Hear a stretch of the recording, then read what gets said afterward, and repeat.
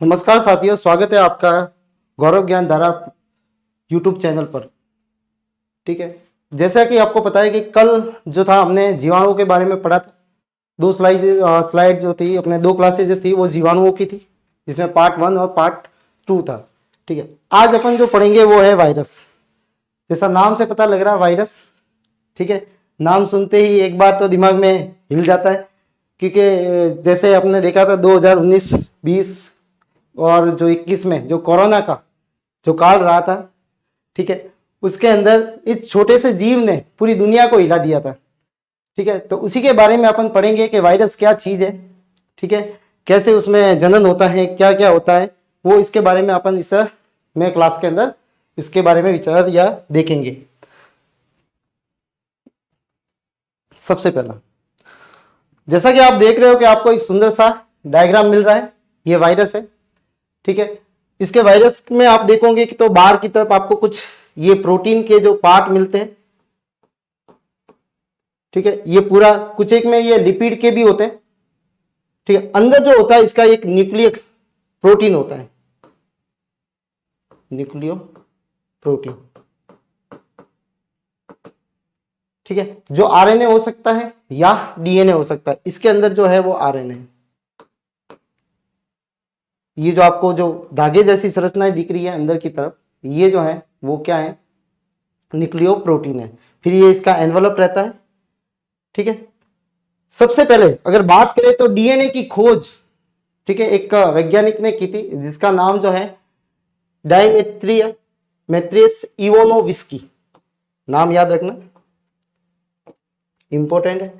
इवानोविस्की डायमेट्रियस इवानोविस्की ने इसको सबसे पहले तंबाकू का जो प्लांट होता है उसके अंदर एक रोग देखा था पत्तियों के अंदर, जिसको उसने नाम दिया था मोजेक रोग।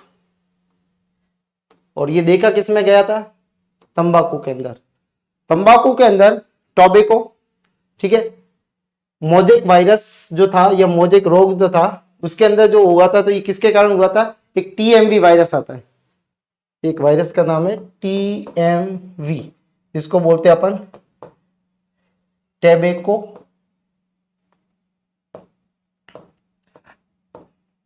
Mosaic virus. Tobacco mosaic virus, इसके कारण ये बीमारी होती है। और ये सबसे पहले तंबाकू के पत्ती के अंदर देखा गया था। ठीक है, और इसको देखने वाला वैज्ञानिक को श्रेय जो जाता है वो इवान विस्की को जाता है। फिर धीरे धीरे और इस पे अध्ययन होता गया। ठीक है, ये एक सूक्ष्म जीव है। ठीक है, धीरे धीरे और इस पे अध्ययन होता गया, तो एक साइंटिस्ट था जिसका नाम था मार्टिन बेंजेरिनिक, और दूसरा एक था लुइस पास्चर।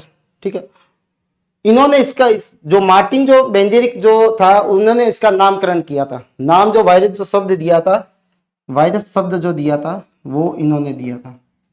ठीक है, अगर अपन देखने जाए वायरस का लैटिन भाषा में जो अर्थ होता है वो होता है वेनम, और वेनम का मतलब होता है जहर। लैटिन भाषा में वायरस शब्द का जो अर्थ होता है वो होता है वेनम, और वेनम का मतलब होता है जहर। ठीक है, तो ये वास्तव में जहर ही है। वैसे मार्टिन बेंजेरिनिक ने इसको सर्वप्रथम वायरस नाम दिया। दूसरी चीज, इस वायरस की खासियत ये होती है कि वायरस जो होते हैं वो बाहर अगर वातावरण में रहते हैं तो हमेशा वो निर्जीव में रहते हैं। ठीक है, यानी वो बाहर जो होंगे तो कभी भी अपने आप में वृद्धि नहीं कर सकते, वो जिस स्थिति में है उसी स्थिति में रहेंगे। लेकिन जब भी वो किसी लिविंग थिंग्स या कोई सजीव की कोशिकाओं के अंदर या उसके अंदर सजीव के अंदर चले जाते हैं, तब वहां पे जाके उस कोशिका के अंदर जाके उसके मेटाबॉलिज्म प्रोसेस को उपयोग करके वो अपने आप में गुणन करते हैं। ठीक है, तो बाहर जो रहते हैं ये निर्जीव की तरह रहते हैं, और जब भी ये अंदर जाएंगे ये कैसे हो जाएंगे, जीवित हो जाते हैं, यानी सजीव की तरह रहते हैं। जीवित या ये किसकी तरह रहते हैं, सजीव। अतः इन्हें सजीव और निर्जीव, जीवित जगत या निर्जीव जो होते हैं उनके बीच की क्या मानते हैं, कड़ी मानते हैं। तो ये भी इंपॉर्टेंट है कि सजीव और निर्जीव के बीच की जो कड़ी जो है वो कौन है, वायरस है। क्यों, क्योंकि जब बाहरी वातावरण में ये रहता है तो ये और जो होता है निर्जीव की तरह रहता है, और जब भी ये किसी शरीर के अंदर, कोशिकाओं के अंदर प्रवेश करता है तो ये कैसा हो जाता है, सजीव हो जाता है। ठीक है, तो ये जो है वो सजीव और निर्जीव के बीच की क्या है, योजक कड़ी माना जाता है। जिस तरह से अपने युगलिना को देखा था, जो है वो पादप और जंतु जगत के बीच की क्या थी, योजक कड़ी थी, यानी दोनों को बीच के जो दोनों के गुण उसके अंदर मिलते हैं, इसलिए इसको क्या बोला गया, योजक कड़ी बोला गया था। फिर विषाणु का अध्ययन, विषाणु का जो अध्ययन होता है, ठीक है, वो जो होता है अध्ययन, वो उसको बोला जाता है वायरोलॉजी। देखो नाम से पता लग रहा है, इजी है, वायरोलॉजी। वायरस की स्टडी जो होती है वो जिस शाखा के अंदर होती है उसको बोलते हैं वायरोलॉजी।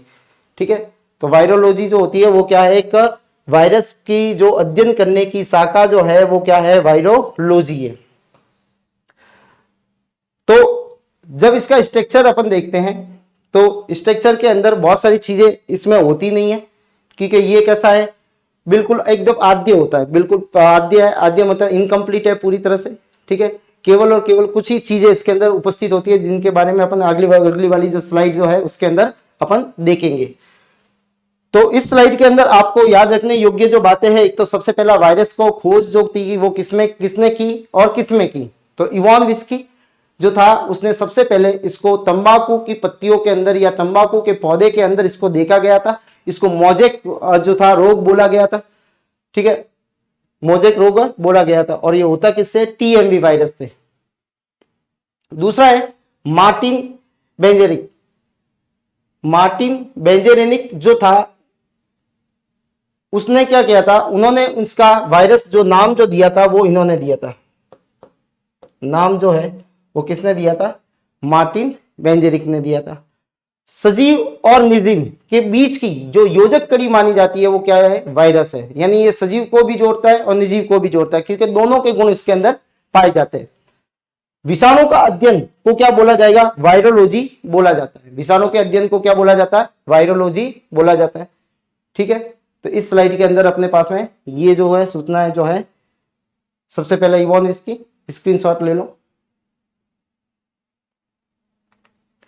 दूसरा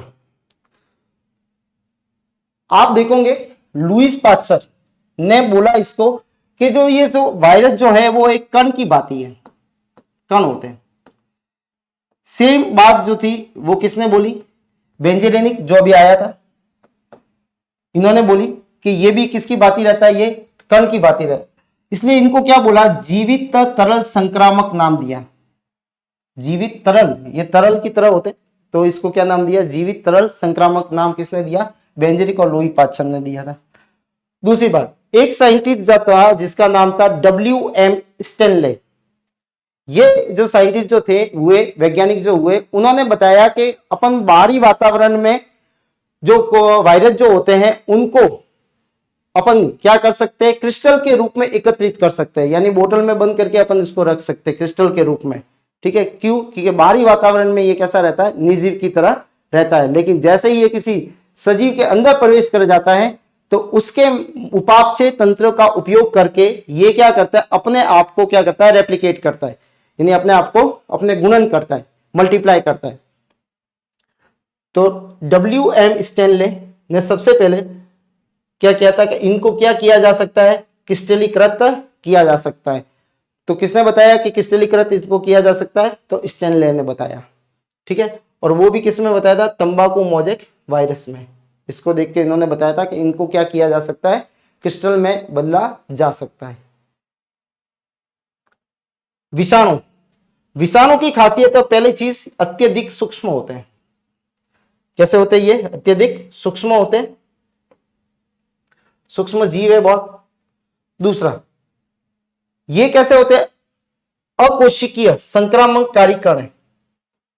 अकोशिकीय यानी इसमें कोशिका पूर्ण होती नहीं है, अपूर्ण होती है, क्योंकि इसमें पूरी चीजें नहीं पाई जाती है, अपूर्ण होती है।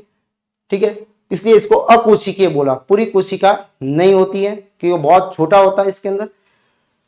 संक्रमणकारी है, ये हमेशा कोई ना कोई रोग को फैलाएगा, ये हमेशा क्या करता है, कोई ना कोई रोग को फैलाता है। सॉरी, जो जीवित कोशिकाओं के अंदर, जीवित कोशिकाओं के अंदर वृद्धि एवं गुणन करता है। जो जीवित कोशिका होगी उसके अंदर क्या करेंगे, ये वृद्धि एवं गुणन करते हैं। तो बाहरी वातावरण में अगर देखें तो बाहरी वातावरण में ये किस तरह से पाए जाते हैं, निर्जीव की तरह।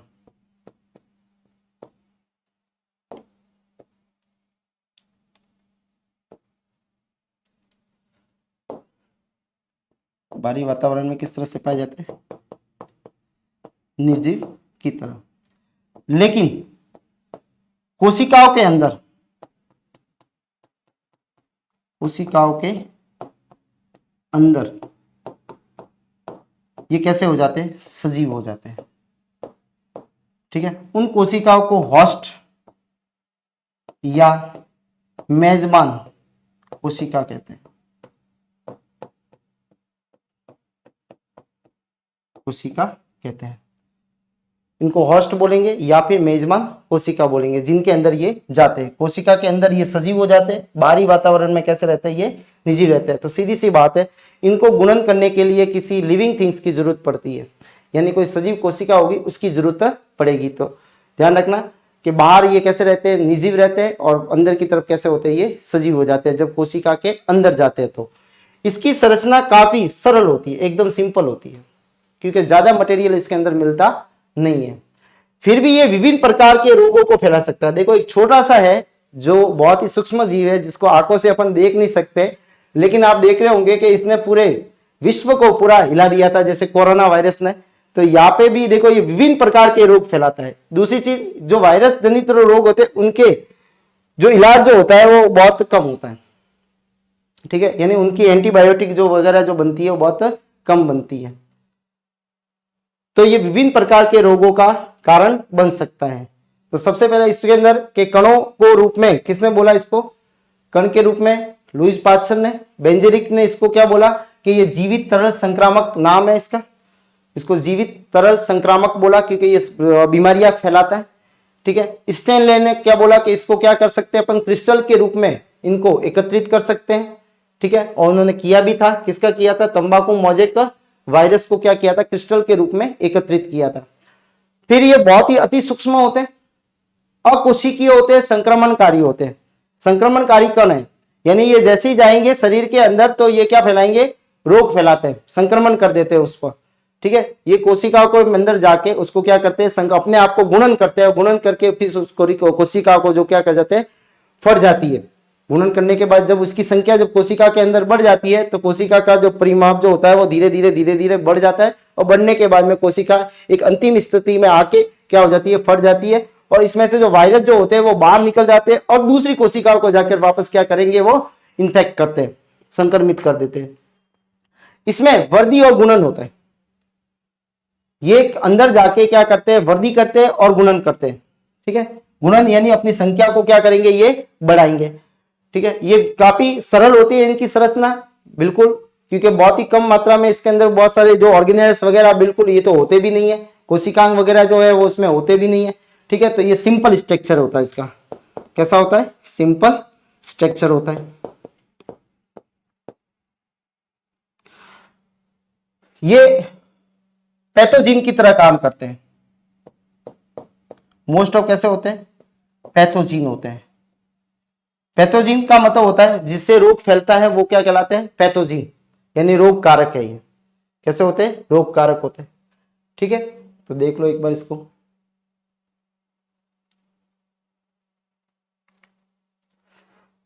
ये आपको एक दो आरएनए वायरस के स्ट्रक्चर को बताया गया है। ठीक है, इसका आप देख रहे हो इधर भी क्या लिखा हुआ, आरएनए, यानी जेनेटिक मटेरियल इसका क्या है, आरएनए।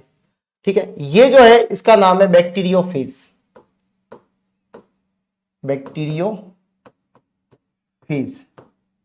जिसको बोला जाता है जीवाणु भोजी वायरस।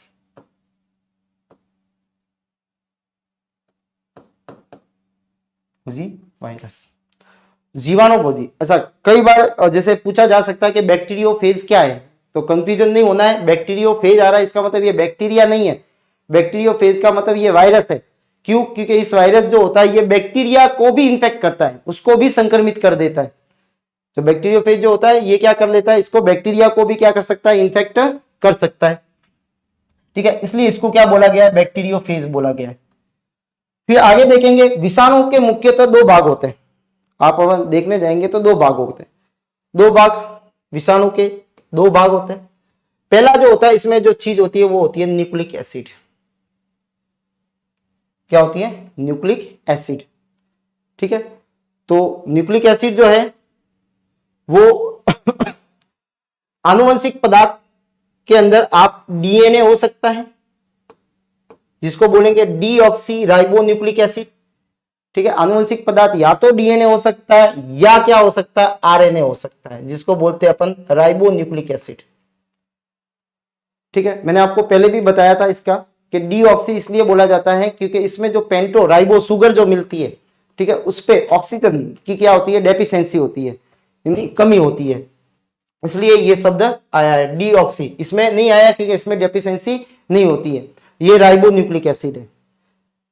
न्यूक्लिक एसिड जो है वो एसिडिक विषाणु के आकार एवं प्रकार पर निर्भर करता है।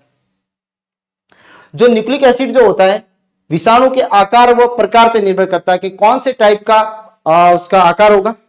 ठीक है, और उसका प्रकार यानी कौन से प्रकार का है, उस हिसाब से, यानी उसमें आरएनए मिल रहा है या डीएनए मिल रहा है, उस हिसाब से उसमें न्यूक्लिक एसिड होंगे। ठीक है, तो न्यूक्लिक एसिड कितने, दो तरह के हैं। अच्छा, इन वायरस जो होते हैं इन न्यूक्लिक एसिड के आधार पर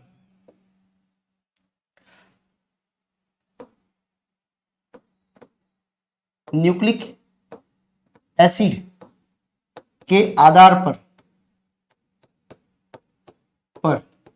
वायरस या विषाणु दो प्रकार के होते हैं।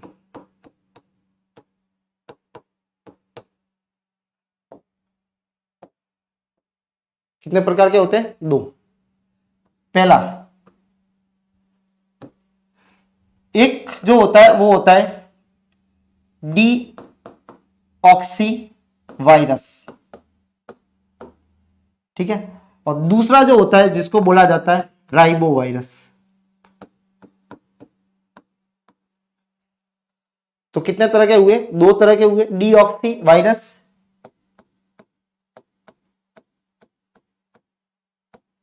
डीऑक्सी वायरस और इसको बोलते हैं अपन राइबो वायरस, राइबो वायरस। ठीक है, डीऑक्सी अभी अपन ने डीऑक्सी का पढ़ा था डीएनए में, तो इसमें जो जेनेटिक मटेरियल होता है वो क्या होता है, डीएनए होता है। जेनेटिक मटेरियल जो होता है आनुवंशिक पदार्थ,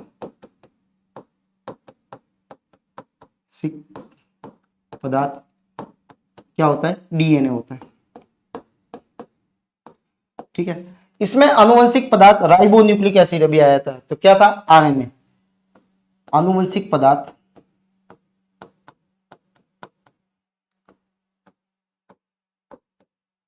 क्या होता है, आरएनए, आरएनए होता है। तो वायरस न्यूक्लिक एसिड के आधार पे दो प्रकार के होते हैं, एक तो डीऑक्सी वायरस होता है, दूसरा राइबो वायरस होता है। ठीक है, डीऑक्सी का मतलब होता है कि जिसमें डीएनए मिले, क्या मिले, डीएनए। और राइबो का मतलब होता है जिसमें आनुवंशिक पदार्थ क्या होता है, आरएनए होता है। क्योंकि अभी अपन ने पढ़ा था कि या तो वायरस के अंदर डीएनए हो सकता है जेनेटिक मटेरियल, या क्या हो सकता है, आरएनए हो सकता है। ठीक है, तो डीएनए या आरएनए दोनों में से कोई भी एक होगा। फिर आप आगे देखोगे कि जो डीएनए जो होता है इसको भी अगर दो भागों में डिवाइड कर लेते हैं कि इस प्रकार में क्या होता है, एक तो मिलता है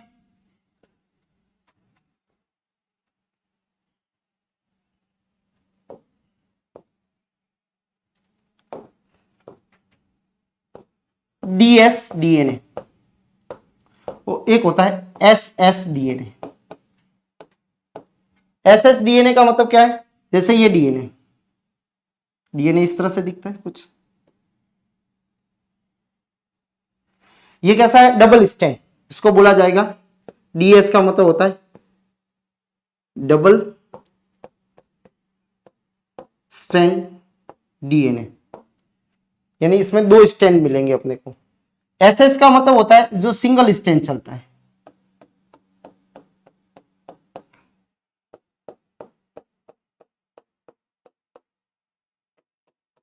इसमें कैसा होता है, ये सिंगल स्टैंड होता है, सिंगल स्टैंड।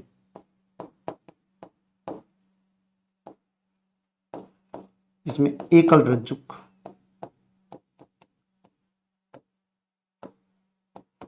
एकल रज्जुक होता है, ये द्विरज्जुक होता है, ये एकल रज्जुक होता है। अच्छा, इसके अंदर अगर बात करें तो अपने आते हैं पॉक्स वायरस,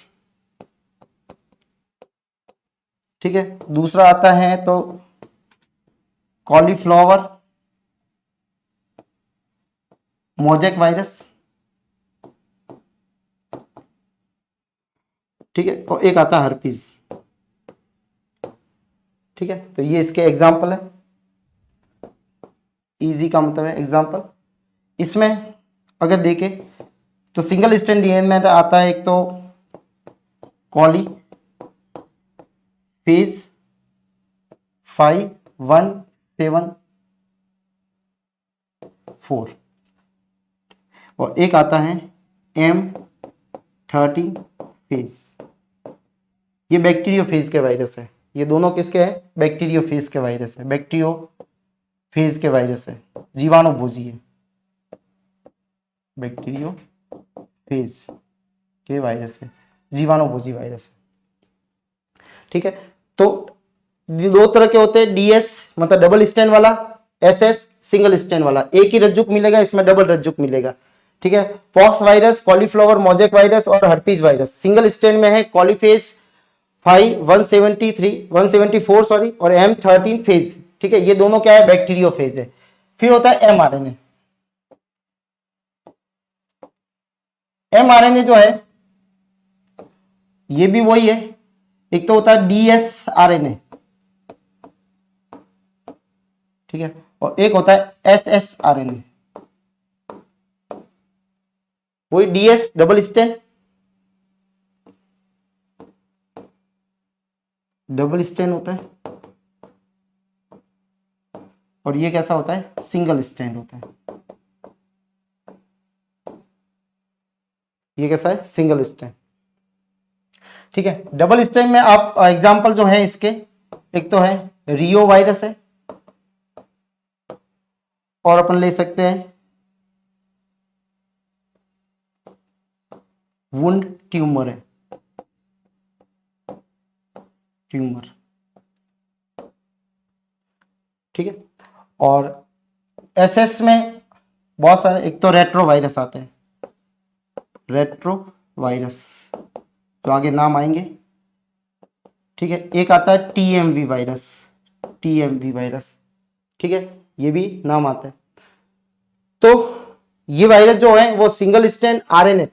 अब एक और लिख दो आप भले, कोरोना, कोविड-19,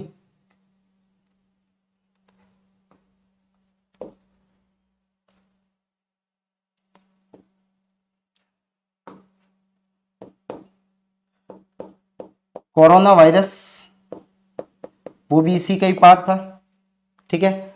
और आप देख सकते हो एचआईवी, एचआईवी जो एड्स होता है, ठीक है, वो भी इसी का ही पार्ट था, ठीक है। तो देख लो वापस एक बार कि न्यूक्लिक एसिड के आधार पर डीएनए जो वायरस के हैं वो दो भाग होते हैं, एक तो डीऑक्सी वायरस होता है जिनमें आनुवंशिक पदार्थ अगर डीएनए मिलता है तो वो क्या है, डीऑक्सी वायरस है, और जिसमें आनुवंशिक पदार्थ आरएनए मिलता है तो वो क्या है, राइबो वायरस है।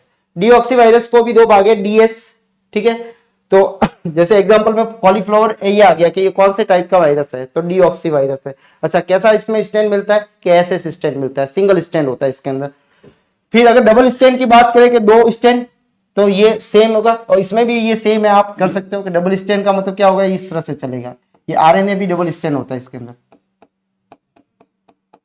ठीक है। और यहाँ पे ये क्या है, ये सिंगल स्टैंड होता है, ये सिंगल स्टैंड होता है, ठीक है। तो ये कुछ इसके एग्जाम्पल है। हर्पीज है, इसमें आप देखोगे सिंगल स्टैंड के अंदर तो आपको ये बैक्टीरियोफेज वाले मिलेंगे दोनों, ठीक है। इसमें आरएनए के अंदर आप देखोगे तो ये क्या हो गया, डबल स्टैंड होंगे, ठीक है। तो इसमें रेनो वायरस है, वुंड है, ट्यूमर है, ठीक है। और इसमें एस स्टैंड में आप देखोगे तो रेट्रो वायरस है, ये आर है, रेट्रोवायरस है।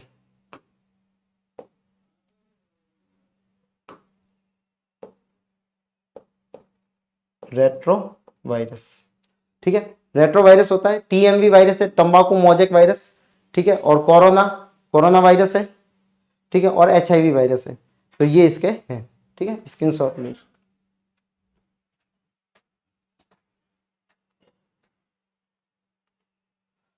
तो आपको मैंने बता दिया पूरा न्यूक्लिक एसिड के बारे में। न्यूक्लिक एसिड जो है उसमें दो प्रकार के होते हैं, एक तो डीएनए, ठीक है, और दूसरा हो सकता है इसके अंदर आरएनए हो सकता है। फिर एक कैस्पिड, कैस्पिड इसका कवर होता है। जो वायरस जो है उसके अंदर जो कैस्पिड जो है वो इसका कवर है, जैसे ये कैस्पिड है इसका, जो क्या करता है इसके जेनेटिक मटेरियल को यानी डीएनए या आरएनए को क्या करता है, ये प्रोटेक्ट करता है, सुरक्षा प्रदान करता है। ये इसका आवरण है, प्रोटीन आवरण होता है, ये प्रोटीन से बना हुआ होता है, पहली चीज याद रखना। तो देखो दो चीजें आई है, एक तो डीएनए आया है और दूसरा उसके ऊपर क्या आया है, न्यूक्लिक एसिड आया है, और दूसरा क्या आया है, उसके ऊपर प्रोटीन आया है, ठीक है। जो न्यूक्लिक एसिड को सुरक्षा प्रदान करता है, क्या करता है, ये सुरक्षा प्रदान करता है, उसको प्रोटेक्ट करेगा। कैस्पिड पर कई प्रोटीन की इकाइयों से मिलकर बना हुआ होता है, जिन्हें कैस्पोमियर कहते हैं। कैस्पोमियर आप देखोगे कि इस तरह से गोलाकार संरचना मिलती है वायरस में, ठीक है। तो उनको क्या बोलेंगे अपन, कैस्पोमियर बोलते हैं पूरे स्ट्रक्चर को। जो एनवेलप होता है वो ये कैस्पिड है, और कैस्पिड के अंदर जो होती है वो क्या होती है, कैप्सोमियर, ठीक है। तो यहाँ पे आप देखोगे कि प्रोटीन का जो कवर जो होता है कैस्पिड कहा जाता है उसको, जो न्यूक्लिक एसिड को सुरक्षा प्रदान करता है। और ये कैस्पिड जो इकाई जो इसे मिलकर बना हुआ होता है, इसको कैस्पोमियर कहते हैं। कुछ विषाणुओं में, ये तो सामान्यतः सबने मिलेंगे, लेकिन अगर कुछ विषाणुओं में अतिरिक्त आवरण भी पाया जाता है, कुछ विषाणुओं में क्या पाया जाता है, अतिरिक्त आवरण भी पाया जाता है। इसके अलावा भी एक आवरण पाया जाता है, जैसे आप इसमें देख सकते हो, ये लिपिड वाला एनवलप, ठीक है, जिनको लिपिड एनवलप बोला जाता है। क्या बोला जाता है, लिपिड एनवलप बोला जाता है। ये आवरण, ये इस आवरण की काम क्या होता है, ये मेजबान कोशिका, मेजबान अभी मैंने आपको बताया था, मेजबान का मतलब है होस्ट सेल, उसकी सतह पे जाके उसको चिपकाने का कार्य करेगा। जो इसका बाहरी कवर जो होता है, पहले ये होगा, फिर ये कैस्पिड होगा, फिर उसके अंदर क्या होगा, न्यूक्लिक एसिड होगा। जैसे आप देखो तो इसके अंदर ये जेनेटिक मटेरियल ये हो गया, और इसके बाहर की तरफ जो आवरण है ये आपका कैस्पोमियर हो गया। ये कैस्पोमियर, ये आपका जेनेटिक मटेरियल, जेनेटिक मटेरियल, ठीक है, और बाहर की तरफ ये आपका लिपिड वाला, लिपिड, ठीक है, ये लिपिड वसा वाला, वसा से बना हुआ होता है, ठीक है। तो ये जो है वायरस का एक स्ट्रक्चर जो था, संरचना जो थी, ठीक है, इसमें अंदर तीन चीजें मिलती है। पहली जो होती है न्यूक्लिक एसिड, और दूसरा जो होता है वो कैस्पिड। थर्ड जो होता है ये जो लिपिड जो आवरण जो होता है, ये कुछ ही जीवाणुओं विषाणुओं के अंदर पाया जाता है, बाकी में नहीं मिलता। तो ये याद करना है। इसके अंदर मैंने आपको ये भी बता दिया कि ये कितने तरह के होते हैं। तो ये न्यूक्लिक एसिड के बारे में बताया, तो डीएनए होगा या आरएनए होगा। फिर इनके भी टाइप बताया आपको कि डीएनए होता है तो उसको क्या बोलेंगे, डीऑक्सी वायरस बोला जाएगा, और जो आरएनए अगर मिलता है उसके अंदर जेनेटिक मटेरियल तो राइबो वायरस बोला जाएगा, ठीक है। कोरोना जो वायरस आया था वो कैसा था, वो जो था आरएनए वाला था। आरएनए की एक खासियत होती है कि आरएनए जिसमें अंदर होता है, ठीक है, वो अपने आप को धीरे धीरे वेरिएंट में बदलता है, ठीक है। इस बार ये था, तो आपने देखा होगा वेरिएंट आ रहे थे कोरोना के, हर साल हर टाइम बाद के, इस बार ये वेरिएंट आ रहा है, इस बार ये वेरिएंट आ रहा है, क्योंकि वो अपने स्ट्रक्चर को चेंज कर रहा था। बाहर वाला जो प्रोटीन का कवर जो होता है उसको बदलता था। आरएनए का काम भी यही है, प्रोटीन का सिंथेसिस करना, उसको बनाना, उसको बदलने के लिए। लेकिन एचआईवी देखो, इधर दोनों आया है, एचआईवी भी आया है, लेकिन एचआईवी जो वायरस है वो अपने आप को चेंज नहीं कर सकता, ठीक है, इतना वेरिएंट नहीं ला सकता जितना कौन ला रहा था, कोरोना ला रहा था। क्योंकि ये डिपेंड करता है मेजबान कोशिका पे, किसके अंदर जा रहा है, उसके अंदर कहां से जा रहा है या किस भाग में जा रहा है, उस पर डिपेंड कर रहा था।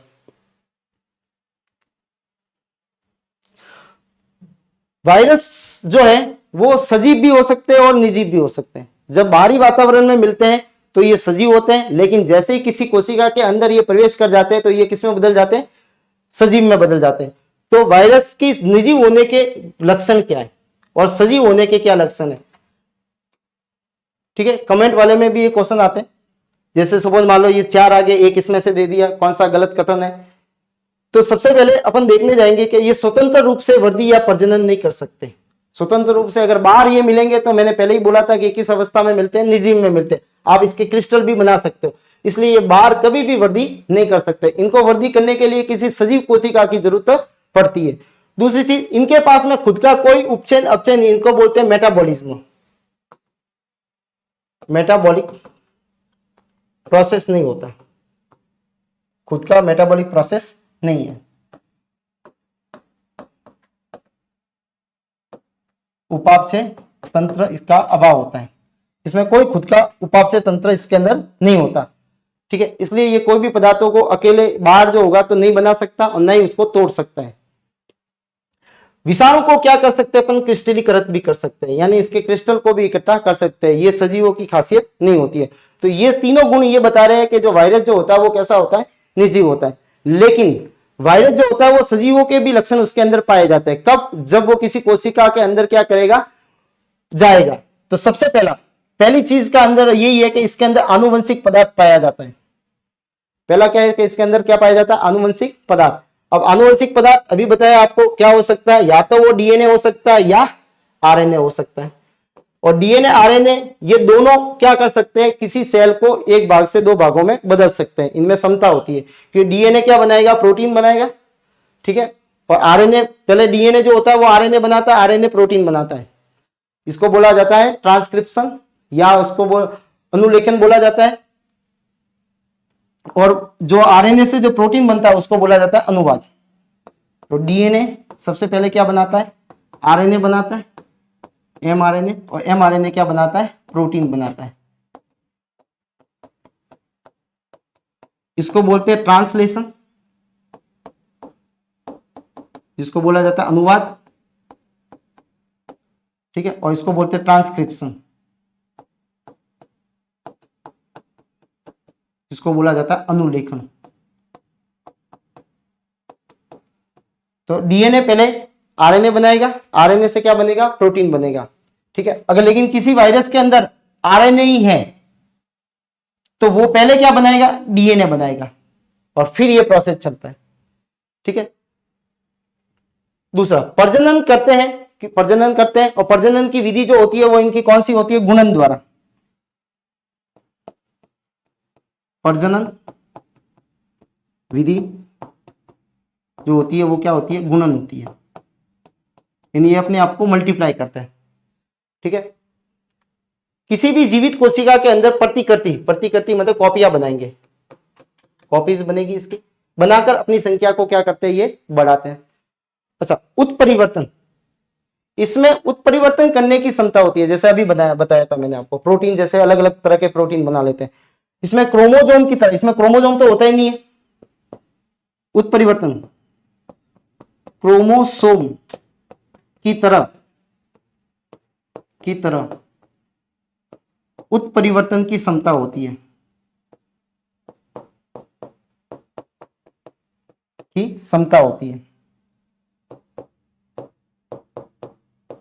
उत्परिवर्तन की क्या पाई जाती है, इसमें क्षमता पाई जाती है। किसकी तरह ये पाई जाती है, क्रोमोजोम। इसमें क्रोमोजोम्स नहीं होते हैं, लेकिन उसकी तरह से ही क्या करते हैं, ये जो जेनेटिक मटेरियल है इनका, वो क्या कर सकता है, उत्परिवर्तन कर सकता है। विषाणु विशिष्ट मेजबान कोशिकाओं को क्या करते हैं, संक्रमित करते हैं। प्रत्येक विषाणु जो होगा वो अलग अलग स्पेसिफिक होता है, ठीक है। जैसे पादप जो होता है वो पादप को जो संक्रमण करते हैं उसको पादप वायरस बोला जाता है, ठीक है। जो जंतुओं को करते हैं उसको जंतु वायरस बोला जाता है, और जो जीवाणुओं को करते हैं उनको बैक्टीरियोफेज या जीवाणु भोजी वायरस बोला जाता है, ठीक है। तो यहाँ पे अपन देखेंगे तो पहली चीज, निर्जीव होने के क्या इसके प्रमाण है, तो वृद्धि और प्रजनन नहीं कर सकते, उपचय या अपचय दोनों अभिक्रिया इसमें नहीं होती, यानी उपापचय इसके अंदर तंत्र नहीं होता है, उपापचय तंत्र इसके अंदर नहीं होता है, ठीक है। विषाणुओं के क्रिस्टलीकृत किया जा सकता है। सजीव होने के आनुवंशिक पदार्थ, इसके अंदर आनुवंशिक पदार्थ, सजीव होने के लक्षण ये है कि इसमें आनुवंशिक पदार्थ पाए जाते हैं, ठीक है। प्रजनन में इसमें विधि जो होती है वो गुणन द्वारा होती है। जब किसी कोशिका के अंदर जाएंगे तो प्रजनन करेंगे। उत्परिवर्तन करने की भी क्षमता होती है, और ये विशिष्ट प्रकार की मेजबान कोशिकाओं को क्या कर सकते हैं, संक्रमित कर सकते हैं।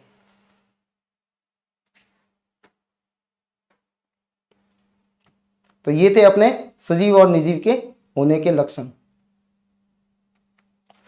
नेक्स्ट, आप कुछ डायग्राम देख रहे होंगे, ठीक है। ये विषाणु जो है परपोषी कोशिकाओं में प्रतिकृति के अनुसार वर्गीकरण किया गया, प्रकृति के अनुसार, कि ये किस किस में जाके उनको संक्रमित करते हैं। सबसे पहला है पादप विषाणु, जिसको प्लांट वायरस बोला जाता है। इसके अंदर याद ये रखना है आपको कि इसके अंदर कई बार पूछा जाता है पादप जीवाणु के अंदर आनुवंशिक पदार्थ कौन सा होता है, तो कौन सा होता है, आरएनए होता है। आनुवंशिक पदार्थ कौन सा होता है, आरएनए, ठीक है। एग्जाम्पल इसका है टीएमवी, जिसको बोलता जाता है टेबेको मोजेक वायरस। ये आप देख रहे हो पत्तियां जो संक्रमित हो चुकी है।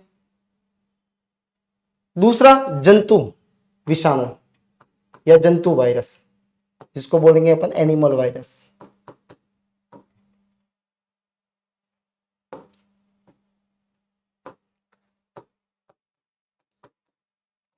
एनिमल वायरस, ठीक है। इसमें न्यूक्लिक एसिड आप देखने जाओ तो क्या होता है, डीएनए भी होता है और आरएनए भी होता है। तो इसमें दोनों होते हैं, डीएनए भी होता है और आरएनए भी होता है, दोनों जेनेटिक मटेरियल होते हैं, ठीक है। इसलिए कोरोना में देखा था आपने, आरएनए भी होता है।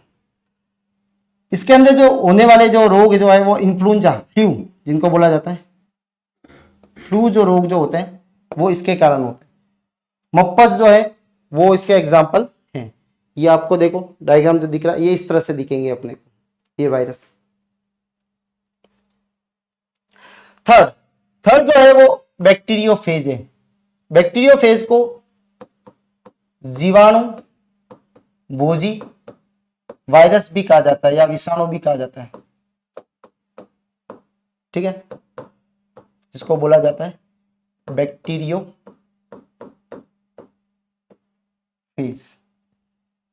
क्या बोला जाता है, बैक्टीरियोफेज, ठीक है। इसमें जेनेटिक मटेरियल जो होता है वो क्या होता है, डीएनए होता है।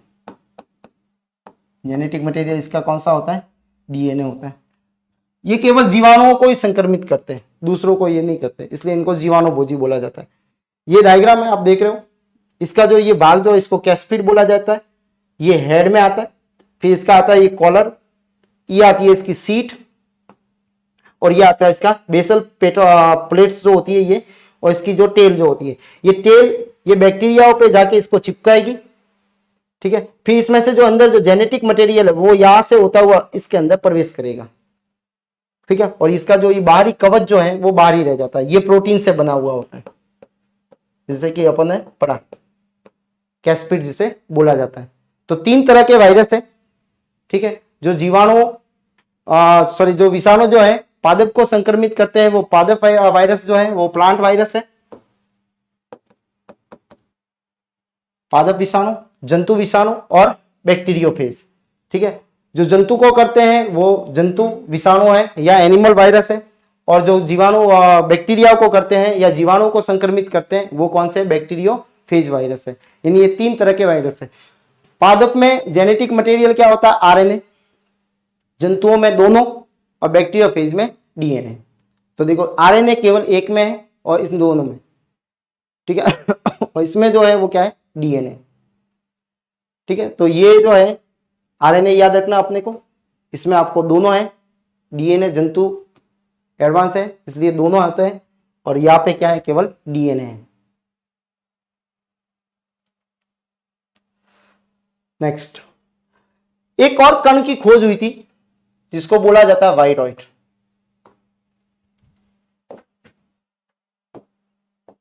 वायरॉइड क्या है, इसको टी.ओ. डेनियल ने इसको डिस्कवर किया था 1971 में, 1971 में, ठीक है। इसको खोजा गया था पोटैटो स्पाइंडल ट्यूबर डिजीज के अंदर। आलू के अंदर एक स्पाइंडल डिजीज होती है, उसके अंदर इसको खोजा गया था। इसकी क्या खासियत है, ये जो है वो बहुत छोटा होता है, वायरस से भी छोटा होता है, ठीक है। ये गोलाकार संरचना होती है, आरएनए इसमें पाया जाता है, लेकिन आरएनए कम मात्रा में गोलाकार, जिसका मॉलिक्यूलर वेट जो होता है बहुत ही कम होता है। दूसरा, इसमें प्रोटीन कोट नहीं होता, ये इंपॉर्टेंट, प्रोटीन का जो कोट होता है, आवरण जो होता है, आवरण वो नहीं होता है, प्रोटीन आवरण नहीं होता है। तो याद क्या रखना है, इसके अंदर आरएनए मिलता है लेकिन प्रोटीन आवरण नहीं होता है। ठीक है, तो इसमें वायरस जो है वो प्रोटीन आवरण नहीं है। दूसरा जो है वो प्रियॉन्स है। प्रियॉन्स केवल ये प्रोटीन से बना हुआ होता है। इसमें केवल क्या होता है, केवल प्रोटीन होता है। इसमें क्या होता है, केवल प्रोटीन होता है। ठीक है, इससे एक बीमारी होती है जिसको क्रूज फेल्ड जैकब डिजीज बोलते हैं, जिसको CJD बोलते हैं। ठीक है, ये मानव के अंदर प्रियॉन्स रोग के रूप में जाना जाता है। और इसमें ये मानव के अंदर होती है जो मस्तिष्क विकार होता है, मस्तिष्क में विकार है। ठीक है, इसका कोई इलाज है नहीं। दूसरा होता है बोवाइन स्पॉन्जीफॉर्म एसेंस फेलोथेपी, जिसको BSE बोला जाता है। इसको सीधी सी भाषा में बोला जाता है मैड काउ, और काउ आ गया, इसका मतलब ये किसमें होती है, एनिमल्स में, यानी ये गाय में। ठीक है, ये भी एक मस्तिष्क विकार है जो गायों में होने वाली एक प्रकार का प्रियॉन्स रोग है। तो देखो, वायरस के अलावा ये 2 कण और भी मिलते हैं। ठीक है, इनको भी एग्जाम की दृष्टि से अपन देख लेते हैं कि ये क्या है, वायरॉइड। ठीक है, जो क्या होता है आप देखने जाओगे, ये सबसे छोटा है। ठीक है, जो वायरस है उससे भी छोटा है। इसके अंदर जैसे आरएनए मिलता है कम मात्रा में, और प्रोटीन का कोट इसके अंदर नहीं होता। तो एक तो आरएनए मिलता है और प्रोटीन कोट नहीं होता है। ठीक है, प्रियॉन्स में केवल और केवल क्या होता है, प्रोटीन होते हैं। ठीक है, और जैकब डिजीज जो है वो इससे होती है, और एक है मैड काउ डिजीज जो है वो इससे होती है।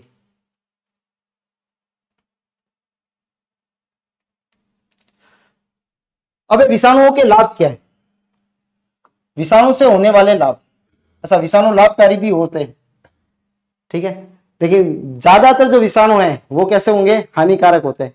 लेकिन कुछ जो विषाणु है वो लाभकारी भी होते हैं।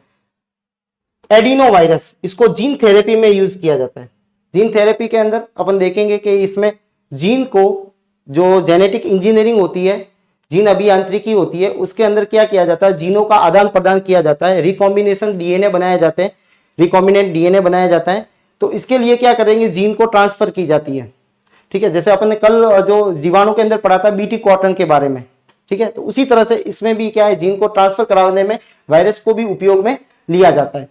ठीक है, टीकों के निर्माण में, अच्छा, टीके या वैक्सीन जिसे बोला जाता है, क्या होती है टीके और वैक्सीन। तो देखो, वैक्सीन जो है उसमें रोगाणु ही होते हैं, जिससे जो बीमारी हो रही है उसी के रोगाणु इसके अंदर पाए जाएंगे। जैसे कोरोना की जो वैक्सीन लगी होगी, ठीक है, तो उसके अंदर क्या थे, तो कई लोग कहते हैं कि उसके अंदर दवाई थी, लेकिन उसके अंदर दवाई नहीं थी। उसके अंदर क्या थे, वो रोगाणु ही थे। कोरोना का ही रोगाणु था, कोरोना यानी विषाणु था उसके अंदर। ठीक है, लेकिन वो कैसा था, कमजोर था, उसको कमजोर बना दिया गया। और या फिर कैसा था, अक्रियाशील था। कैसा था, अक्रियाशील था, इनएक्टिव था। ठीक है, तो ये जब रोगाणु, ये इनएक्टिव जब अपने शरीर में जाते हैं, बॉडी के अंदर जाएंगे, अपने शरीर में जाते हैं, तो शरीर इसके प्रति क्या बनाता है, प्रतिरक्षी का निर्माण करता है, रक्षी का निर्माण करता है। ठीक है, यानी इसको बोला जाता है एंटीबॉडी को बनाता है। तो वैक्सीन में क्या होते हैं, उसी के विषाणु जो जिससे रोग हो रहा है वही उसके रोगाणु होते हैं। जैसे विषाणु का ले रहे हैं तो विषाणु जो होगा उसको पहले क्या किया जाएगा, कमजोर और इनएक्टिव बनाया जाएगा, और फिर उसी को क्या किया जाता है, शरीर में प्रवेश कराया जाता है। वो शरीर फिर क्या करता है, उसके अगेंस्ट में क्या बनाती है, प्रतिरक्षी बनाती है। लेकिन जब सेकेंड टाइम वास्तव वाला अगर विषाणु जो है वास्तविक, ठीक है, वो अगर अपने शरीर में आ जाता है तो उसको पता होता है कि पहले उसको कैसे डिस्ट्रॉय किया था या उसको कैसे मारा था। तो सेकेंड टाइम जो आएगा तो अपने अंदर जो रोग जो फैलने की क्षमता जो होगी उसकी क्या हो जाएगी, बिल्कुल ना के बराबर हो जाएगी, क्योंकि अपने अंदर जो बनी हुई प्रतिरक्षी है, ठीक है, वो उसको क्या कर देगी, उसको मार देगी। तो वैक्सीन या वायरस, ठीक है, इससे किसका टीका बनाया जाता है, सेचक रेबीज वायरस, देखो सब में ये आ रहा है, रेबीज वायरस रेबीज का बनाया जाता है। ठीक है, पोलियो वायरस में पोलियो का टीका बनाया जाता है। तो इनके ही वायरस को उपयोग में लिया जाता है टीके बनाने के लिए। फिर और भी आता है जैसे कीट प्रतिरोधक बनाने में, हाँ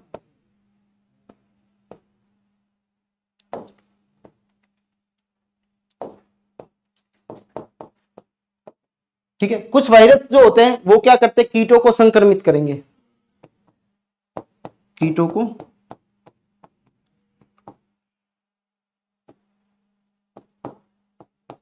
संक्रमित करते हैं, और संक्रमित होने के बाद में वो कीट क्या हो जाएंगे, नष्ट हो जाएंगे। ठीक है, तो कीट के अंदर भी इसको उपयोग में लिया जाता है। कुछ समय प्रोटीन निर्माण में भी इसका यूज में आया जाता है, प्रोटीन निर्माण में।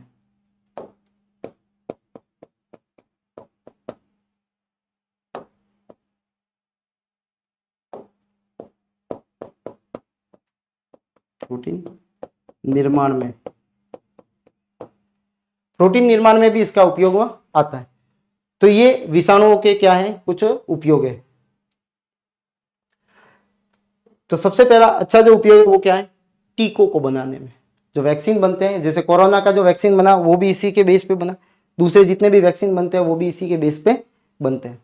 ये बेस चलता है। पहले उसको क्या किया जाता है, वीकेंड कमजोर किया जाता है, फिर उसको जो इनएक्टिव बनाया जाता है, फिर इनएक्टिव करके फिर उसको शरीर में डाला जाता है। ठीक है, ताकि अपना जो प्रतिरक्षी जो तंत्र जो होता है वो क्या बनाता है, उसके अगेंस्ट में प्रतिरक्षी बनाता है, एंटीबॉडीज बनाता है, और यही एंटीबॉडीज क्या करती है, उससे फाइट करती है। ठीक है, फिर एक बार तो उसको मार देती है वैक्सीन के जरिए जो आया जीवाणु।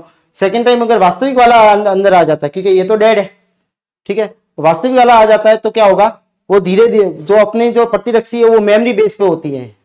ठीक है, एक बार किसी को अगर मार देती है तो दोबारा जब आएगा तो उसको मारने में जो पहले वाले में जितना टाइम लगा था उससे भी कम टाइम के अंदर उसको क्या कर देगी, खत्म कर देती है। यानी अपने जो मेमोरी बेस पे ये होती है। तो देख लो एक बार इस पे। अब विषाणु से होने वाले रोग, मानव के अंदर कौन कौन से रोग जो हैं वो विषाणु से होते हैं। जैसे सपोज सबसे पहला है, आपने देखा होगा अभी जो सर्दियां आने वाली है तो सामान्यतः रोग होता है सर्दी जो है, कॉमन कोल्ड। ठीक है, इसके अंदर जो फैलने का कारण है उसका वायरस का नाम है राइनो वायरस। तो राइनो वायरस क्या होता है, नाक बहता है। ठीक है, श्लेष्मा झिल्ली जो होती है यहाँ पे उसमें क्या आ जाती है, थोड़ी सी सूजन आ जाती है। इसके कारण इसकी कोई दवाई है नहीं। ठीक है, केवल कम कर सकते हैं, और वैसे ये जो रहता है वो 4-5 दिन के लिए रहता है, उसके बाद में ठीक हो जाता है। दूसरा होता है इन्फ्लुएंजा, इन्फ्लुएंजा वायरस के द्वारा होते हैं जितने भी फ्लू है। ठीक है, नेक्स्ट जो है हेपेटाइटिस। ठीक है, ये पीलिया है।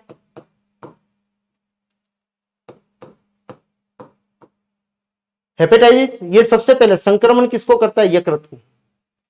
यकृत में जो है वो आरबीसी को ये खत्म करेगा, और धीरे धीरे जो शरीर जो होता है वो कैसा हो जाता है, पीला पड़ जाता है।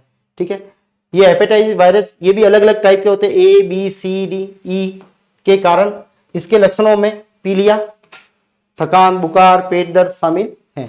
ठीक है, तो आपको याद रखना है कि हेपेटाइटिस जो है वो हेपेटाइटिस जो है वो क्या है, जो पीलिया जो है वो इसके कारण होता है।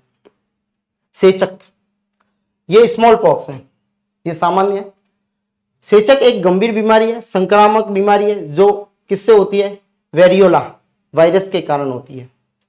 किसके कारण होती है, वेरियोला वायरस के कारण होती है। ठीक है, इस कारण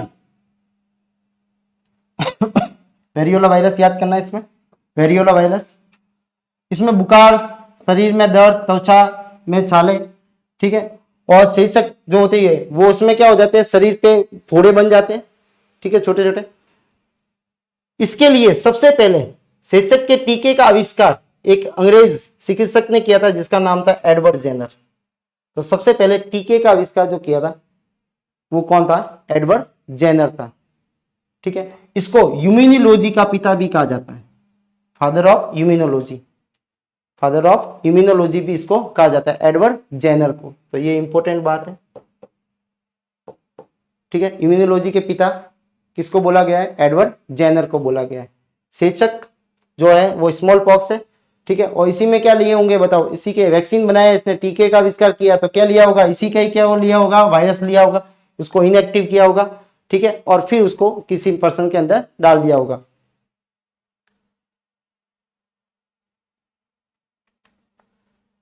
फिर आता है चिकन पॉक्स। अच्छा, सेचक और चिकन पॉक्स में थोड़ा सा अंतर है, ये थोड़ा सा बहुत सामान्य होती है। सेचक जो थोड़ी गंभीर बीमारी है, ये जो है वो सामान्य बीमारी है, ठीक है। ये आमतौर बच्चों के अंदर बचपन में होती है, एक बार होने के बाद में दोबारा होने के चांसेस इसके कम हो जाते हैं, क्योंकि अपनी बॉडी जो होती है इसको पहचान लेती है, इसका जो अपना प्रतिरक्षी जो तंत्र जो होता है वो इसको पहचान लेता है और उसके अगेंस्ट में अपनी जो प्रतिरक्षी बनती है वो बना लेता है। तो सेकेंड टाइम होने के चांसेस क्या हो जाते हैं, इसके कम हो जाते हैं। ये होता वारिसला जिस्टर जो वायरस है उसके कारण होता है। इसमें भी बुखार आएगा, थकान होगी, शरीर पे लाल लाल दाने हो जाते हैं, ठीक है। सेचक थोड़ी गंभीर है, ये सामान्य होती है। उसके बाद में रेबीज। रेबीज किसके कारण होता है, जो संक्रमित जो एनिमल्स होते हैं उनके काटने के कारण ये होता है, जिसमें कुत्ता, बिल्ली, कोई भी हो सकता है। रेब्डो वायरस, इसके वायरस का नाम है रेब्डो वायरस। आमतौर संक्रमित जानवर के काटने से फैलता है, ठीक है। और इसके टीके की आविष्कार जो की थी वो लुईस पाश्चर ने की थी। तो रेबीज के टीके के आविष्कार किसने किया था, लुईस पाश्चर ने किया था। सेचक के टीके के आविष्कार किसने किया था, एडवर्ड जेनर ने किया था। डेंगू, अच्छा, डेंगू वायरस से होता है। अभी हाल में डेंगू का प्रकोप ज्यादा है, ठीक है। तो डेंगू जो होता है वो किससे, एक मच्छर है जिसका नाम है एडिस एजिप्टी। मच्छर का नाम जरूर याद कर लेना, एडिस एजिप्टी। ये जो मच्छर जो है, ठीक है, मच्छर के काटने से, यानी मच्छर के काटने से, तो इसका मतलब क्या, वायरस जो होगा वो क्या होता है, मच्छर के अंदर होता है। वायरस जो रहेगा वो किसके अंदर रहेगा, मच्छर के अंदर। डेंगू वायरस होता है जो मच्छर के अंदर होता है। इसके नाम है, वायरस का नाम है फ्लेवी वायरस। डेंगू के अंदर कौन सा वायरस है, ये फ्लेवी वायरस है, ठीक है। ये कहां पे होगा, इसके मच्छर के अंदर होगा, और इसके काटने से कौन सी बीमारी होती है, डेंगू होती है। डेंगू का कोई इलाज है नहीं, ठीक है। जैसे जैसे अपनी शरीर जो होगा, इसमें क्या होता है, जो बिंबाणु प्लेटलेट्स होती है उसकी काउंटिंग जो होती है वो धीरे धीरे धीरे धीरे शरीर में क्या हो जाती है, कम हो जाती है। तेज बुखार आता है, सिर दर्द होता है, उल्टियां होती है, मांसपेशियों में दर्द होता है, ठीक है। लेकिन जैसे जैसे इसका बुखार अगर उतर गया, तेज बुखार, जैसे ही बुखार कम हो जाता है, रुक जाता है, तब प्लेटलेट्स वापस क्या हो जाती है, बढ़नी स्टार्ट हो जाती है, ठीक है। तो सबसे पहले डेंगू का कोई इलाज है नहीं, ठीक है। इसके लिए कोई स्पेशल कोई दवाइयां है नहीं, क्योंकि वायरस है। वायरस में बहुत सारी, मैंने आपको पहले भी बोला कि इसमें एंटीबायोटिक बहुत कम आती है, ना के बराबर, ठीक है। तो डेंगू को याद रखना, अभी चल रहा है डेंगू। जो मच्छर का नाम एडिस एजिप्टी है, ठीक है, और जो वायरस का नाम है उसका नाम है फ्लेवी वायरस है। और इसमें क्या होता है, बिंबाणु यानी प्लेटलेट्स जो है वो काउंटिंग, प्लेटलेट क्या करती है, रुधिर का थक्का बनाने में मदद करती है, रुधिर का थक्का बनाने में मदद करती है, ठीक है। अगर प्लेटलेट्स कम हो और कहीं लग जाए तो खून निकल जाए तो खून रुकेगा नहीं, खून बहता रहेगा, क्योंकि प्लेटलेट्स का काम क्या है, थक्का बनाना, ठीक है। तो ये चिकन पॉक्स है, ठीक है। उसके बाद में रेबीज रेब्डो वायरस है। डेंगू जो है वो फ्लेवी वायरस है। मच्छर का नाम है एडिस एजिप्टी, और इसमें प्लेटलेट्स काउंट क्या हो जाती है, कम हो जाती है, ठीक है।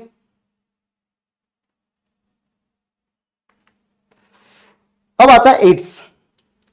जैसा थोड़ा सा मैंने इसमें सवाल ज्यादा आते हैं इसलिए थोड़ा सा इसको बड़ा करके आपको थोड़ा बताया।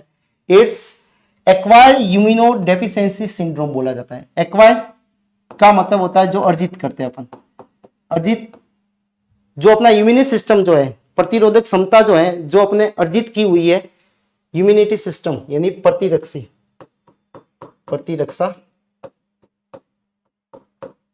तंत्र में डेफिशिएंसी आ जाती है, कमी आ जाती है। सिंड्रोम का मतलब होता है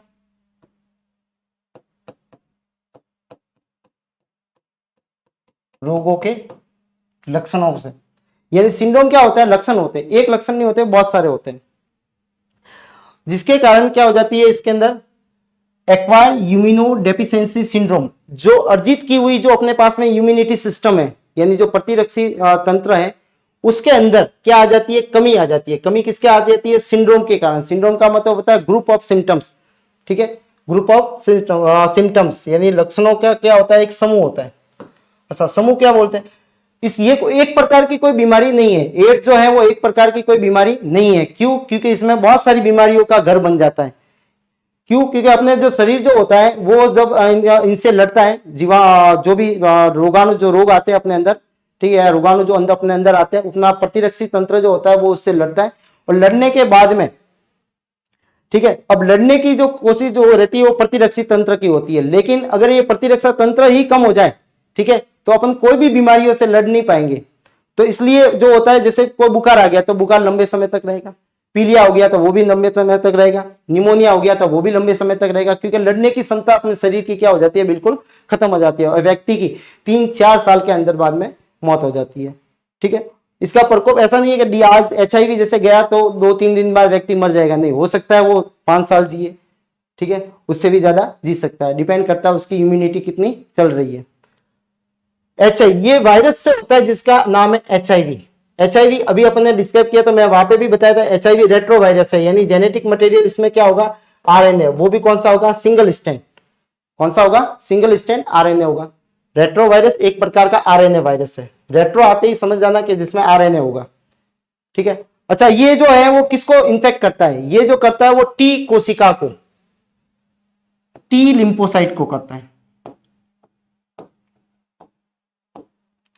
ये टी लिम्फोसाइट को क्या करता है, इफेक्टिव करता है। अच्छा, टी लिम्फोसाइट क्या होती है, देखो शरीर के अंदर WBC जो होती है वो 2 तरह की होती है। एक तो होती है बी लिम्फोसाइट, बी लिम्फोसाइट, एक होती है टी लिम्फोसाइट।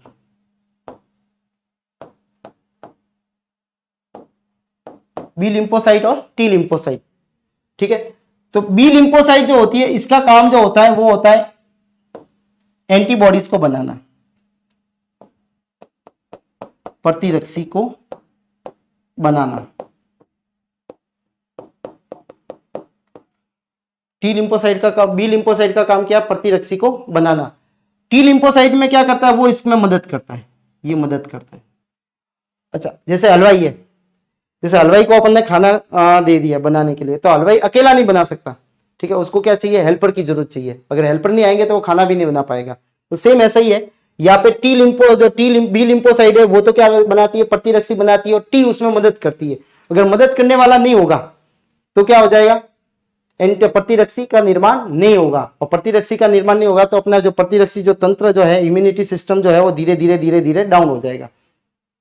तो सबसे पहले HIV में ये पूछा जाता है कि HIV जो होता है वायरस वो कौन सी कोशिकाओं को जाके संक्रमित करता है, तो आपको याद क्या रखना है, टी लसिकाणु को क्या करता है, ये संक्रमित करता है, जिससे प्रतिरक्षी का निर्माण नहीं होता है, ठीक है। तो ये एड्स था।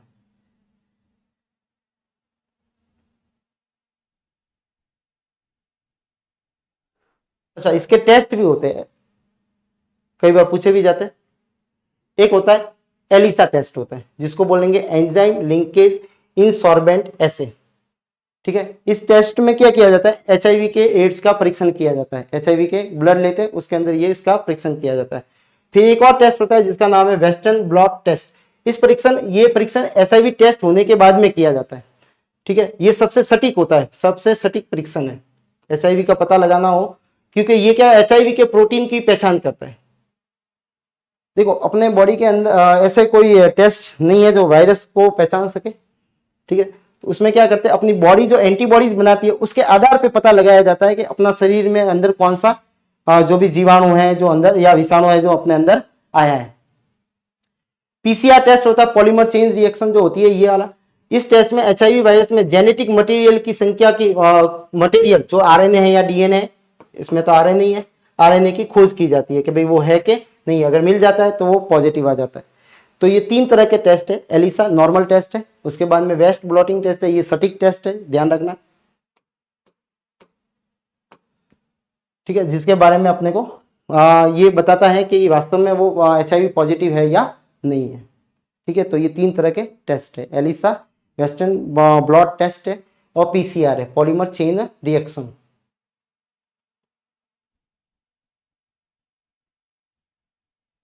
फिर है विषाणु जनित जो पादप रोग है वो कौन कौन से, तो इसमें देखो, जिसमें मोजेक शब्द आता है तो ध्यान रख लेना कि वो वायरस से होता है। मोजेक शब्द जो आता है इससे ये पता लगता है कि ये किससे हो रहे हैं, वायरस से। जैसे टेबको मोजेक वायरस, आलू के अंदर मोजेक तो पोटैटो वायरस एक्स और वाई। मक्का का घाटी रोग ये भी मेज वायरस से होता है। टमाटर का कुंचिताग रोग जो होता है टोमेटो स्पोटेड विल्ट वायरस के कारण होता है। केले का मॉर्पेक रोग ये बंसी टॉप वायरस से होता है। भिंडी का पीलापन सीरा रोग ये येलो वेन मोजेक वायरस से होता है। देखो मोजेक शब्द आते हैं तो ध्यान रखना ये किससे होता है, वायरस से होता है। पपीते का मोजेक वायरस से होगा। पपैया रिंग स्पॉट वायरस से होता है। तो ये कुछ है जिसके अंदर जब आप मोजेक शब्द आते हैं तो ध्यान रखना कि वो किससे हो रहा है, वायरस से होता है। फिर एनिमल्स के अंदर भी होता है।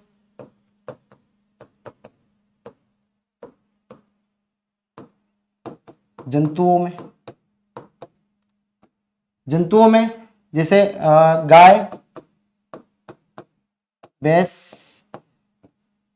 में जो डिजीज होती है सो खुरपका, ठीक है, और मुंह पका ये बीमारी होती है, ये वायरस से होती है। एक होती है रानी खेत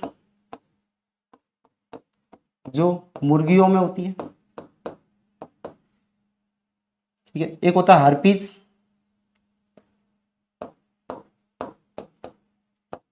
जो गाय भैंस, ठीक है, इनके अंदर होता है। एक अभी चल रही थी वो लंपी जो गायों के अंदर होती है, ठीक है। तो ये तो कुछ जो था इंपॉर्टेंट है वो है ये वाली।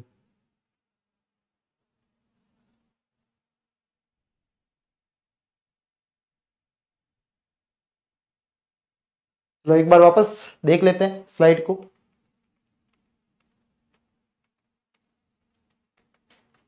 सबसे पहले विषाणु की खोज जो की थी वो किसने की थी, इवान विस्की ने की थी, ठीक है। इसमें सबसे पहले तंबाकू के जो पादप जो था उसके अंदर इसको खोजा गया था।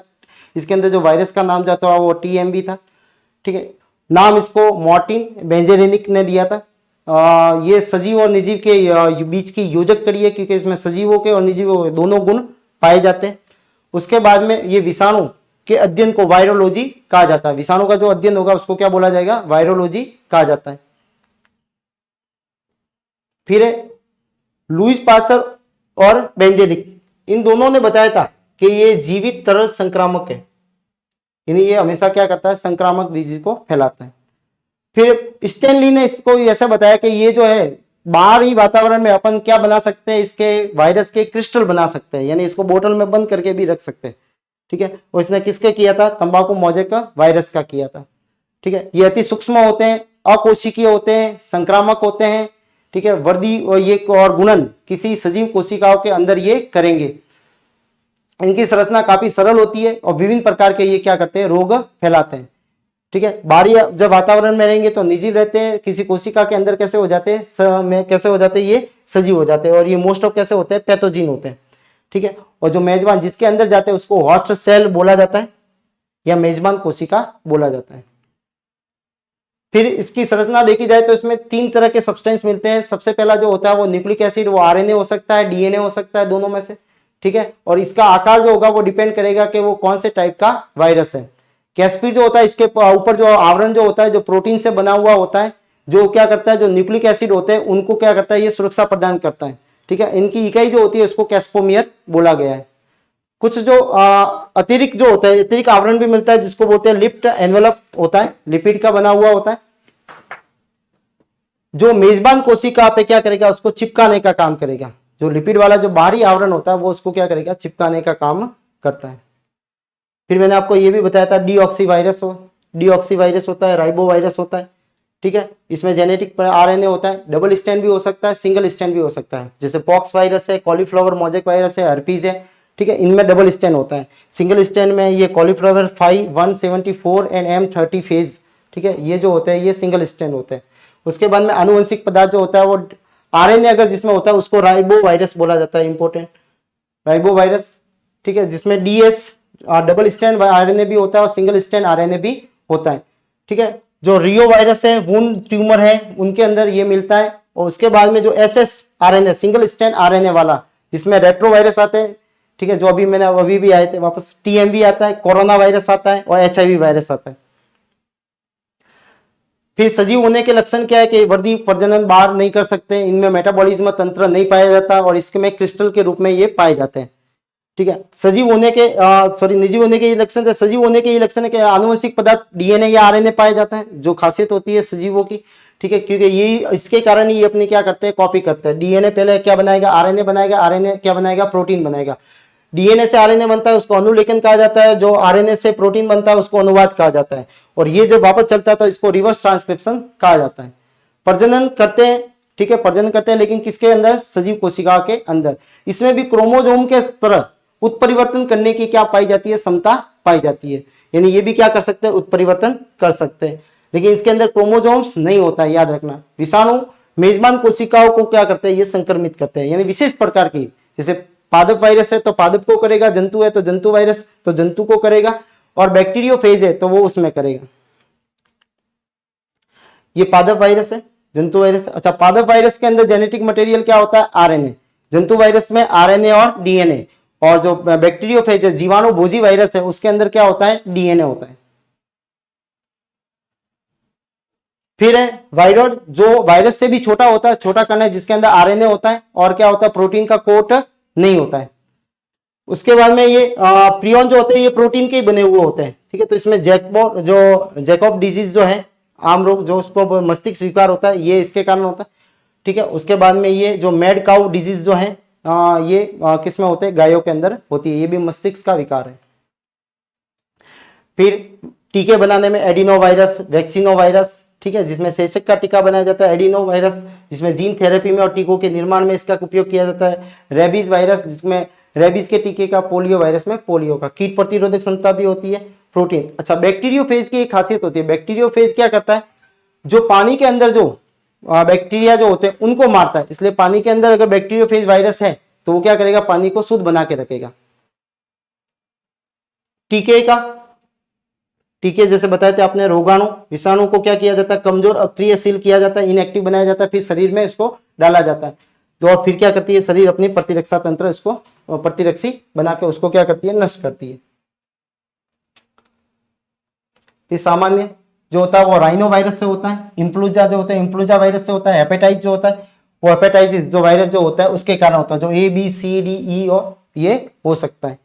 ठीक है, जिसमें पीलिया होता है। सेचक जो होता है वो क्या होता है, वेरियोला वायरस के कारण होता है। इसके सबसे पहले टीके का आविष्कार जो किया था, ठीक है, वो किसने किया था, एडवर्ड जेनर ने किया था। इसको क्या बोला जाता है, इम्यूनोलॉजी के फादर या फादर ऑफ इम्यूनोलॉजी के भी बोला जाता है इनको। फिर ये चिकन पॉक्स, ठीक है, चेचक से थोड़ा सा हल्का, ये हल्का भी कह सकते हैं अपन। तो यहाँ पे ये आम बात है, और बचपन में होता है, ये लाल लाल छत्ते हो जाते हैं। ठीक है, उसके बाद में ये किससे होता है, वारिसला जिस्टर वायरस से होता है। रेबीज जो है वो रेबडो वायरस से होता है। इसका टीका जो बनाया था वो लुई पास्चर ने बनाया था। डेंगू जो है वो एक मच्छर जो होता है उसके काटने से होता है, जिसका नाम है एजिप्टी। उसके अंदर जो वायरस होता है उसका नाम है फ्लेवी वायरस। तो डेंगू होता वायरस से, लेकिन वाहक का काम, यहाँ पे ये किसका काम कर रहा है, वाहक का काम कर रहा है। जैसे मलेरिया जो होता है, जो मादा एनाफिलिस जो मच्छर होता है उसके कारण होता है, वो वाहक है, लेकिन होता किससे, प्लाज्मोडियम से। ठीक है, इसमें प्लेटलेट्स काउंट क्या हो जाती है, कम हो जाती है। एड्स जिसको बोलते हैं अपन एक्वायर्ड इम्यूनो डेफिशिएंसी सिंड्रोम्स, यानी जो अर्जित की प्रतिरक्षी तंत्र वो के उसमें क्या हो जाती है, कमी आती है। किसके कारण, लक्षणों के समूह के कारण। ठीक है, जिसमें प्रतिरक्षा तंत्र जो होता है वो क्या हो जाता है, प्रणाली जो हो जाती है वो क्या हो जाती है, कम, उसमें कमी आ जाती है। ठीक है, जिससे संक्रमण से लड़ने की क्षमता में असमर्थता आती है। HIV वायरस है जिसका ह्यूमन इम्यूनो डेफिशिएंसी वायरस है, ह्यूमन इम्यूनो डेफिशिएंसी वायरस। ठीक है, ये इसमें जेनेटिक मटेरियल जो होता है वो क्या होता है, RNA होता है। ठीक है, और ये किसको संक्रमित करता है, टी लसिकाणु जो कोशिकाएं होती है उनको। और ये टी लसिकाणु क्या करती है, ये प्रतिरक्षी बनाने में मदद करती है। तो प्रतिरक्षी बनेगी नहीं, ठीक है, तो प्रतिरक्षी नहीं बनेगी तो लड़ने की क्षमता क्या हो जाएगी, कम हो जाएगी। ठीक है, इसके टेस्ट भी है, एलिसा टेस्ट है, वेस्टर्न ब्लॉट टेस्ट है, PCR है, और ये पादप और ये जंतु के जो डिजीज है उनके बारे में। ठीक है, तो आज की क्लास में इतना ही। ठीक है, नमस्कार। ये हमारा टेलीग्राम चैनल है, सब्सक्राइब कीजिए, इसमें ज्वाइन कीजिए, और आपको सारी जो सूचनाएं जो है वो यहाँ पे मिल जाएगी। धन्यवाद।